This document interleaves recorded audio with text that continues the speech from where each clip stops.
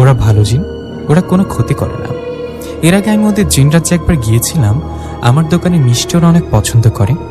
আমার দোকানে মিষ্টি ওরা পছন্দ করায় আমার দোকানে আসছিল মিষ্টি কিনতে। আমি তখন ওনাকে চিনেছিলাম, কিন্তু তাকে বুঝতে দেইনি তুই ভয় পাবি বলে। আমি তো একবার জিন রাজ্যে গিয়েছিলাম, তাই ভাবলাম এবার তোকে পাঠাই, তুই গিয়ে জিন রাজ্যটা দেখে আয়। চাচা কথা আমি বললাম, যাক তা এক প্রকার ভালোই করেছ। আমি তো কখনো ভাবিনি জিন রাজ্য দেখতে পারবো। ওদের খাওয়া দাওয়া, জায়গা সব সুন্দর।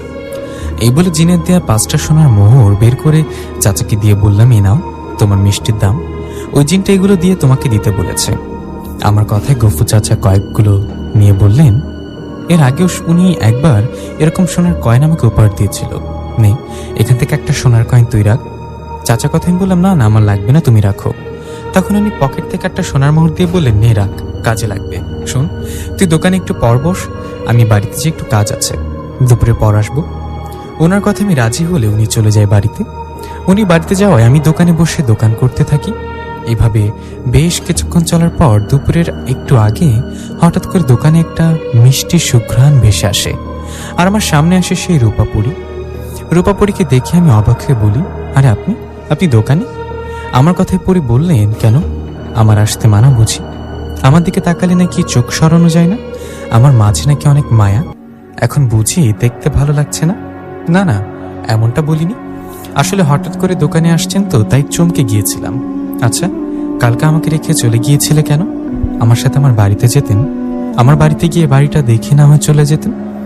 আমার কথায় রূপাপুরী বললেন, আমি কি মানুষ যে আপনার সাথে আপনার বাড়িতে যাব? আমি আপনার সাথে গেলে আপনার মা বাবাকে কি বলতেন আমার বিষয়ে? পরীর কথায় আমি একটু চিন্তা করে বললাম, তাও ঠিক। আচ্ছা আপনি বসুন না, বসুন এখানে। আমার কথায় পরি বসলে আমি কিছু মিষ্টি ওনাকে দিয়ে বললাম, নিন খান। তখন পরি বললেন, মিষ্টি খাবো, আমার কাছে তো টাকা নেই, আমি তো ঘুরতে আসছি। পরীর কথা আমি বললাম, না না, টাকা দিতে হবে না, আমার পক্ষ থেকে খাওয়াচ্ছি, নিন খান। আপনারা আমাকে আপনাদের প্রাসাদে নিয়ে গিয়ে ভালোই তো আপ্যায়ন করলেন, আমি না হয় একটু করি। আমার কথায় খুশি হয়ে মিষ্টিগুলো খেয়ে নিলেন রূপাপুরী। উনি মিষ্টি খাবার পর আমাকে বললেন, আচ্ছা আপনি দোকান থেকে বাড়িতে ফেরত যাবেন কখন? পরীর কথা আমি বললাম, রাতে ফিরি। তখন পরী বলল, আপনি আপনাদের দুনিয়াতে আসছে, আমি আমাকে নিয়ে ঘুরবেন না বুঝি? ওনার কথা আমি বললাম, কি করবো বলুন, আমি তো ওনার দোকানে কাজ করি, আজকে তো হবে না, আপনি কাল আসুন, আপনাকে নিয়ে ঘুরবো। আমার কথায় পরী হেসে বললেন, না তার দরকার হবে না, আমি তো মানুষ না যে আমাকে নিয়ে জায়গায় জায়গায় ঘুরতে হবে, আমি একাই ঘুরে দেখতে পারবো অনেক জায়গা।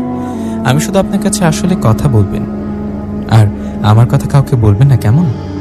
পরীর কথা আমি মাথা নাড়িয়ে বললাম, ঠিক আছে মায়াবী পরী।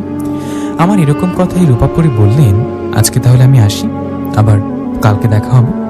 এই বলে চলে গেলেন রূপাপুরী। রূপা চলে যাবার পর আমি দোকানেই বসে রইলাম। এদিকে দুপুরে গফুর চাচা আসলেন। চাচা এসে বললেন, কিরে সবকিছু ঠিক আছে তো? ওনার কথা জবাবে আমি বললাম, হ্যাঁ চাচা সবকিছু ঠিক আছে। তখন উনি বললেন, এই নে তোর জন্য বাড়ি থেকে খাবার নিয়ে আসলাম, নে খেয়ে নে, আমি খেয়ে আসছি। কথাটা বলে গফুর চাচা দোকানে বসায় আমি খাবার খেয়ে নিলাম। খাবার শেষে বাকি দিনটুকু দোকান করে রাতের দিকে চলে গেলাম